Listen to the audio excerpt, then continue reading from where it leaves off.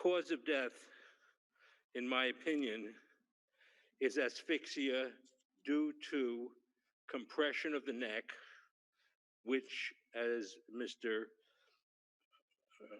Crump indicated, can interfere with blood flow and oxygen going to the brain, and compression of the back, which interferes with breathing. When he said, "I can't breathe," unfortunately, many police are under the impression if you can talk, that means you're breathing. That is not true. I am talking and talking and talking and not breathing in front of you.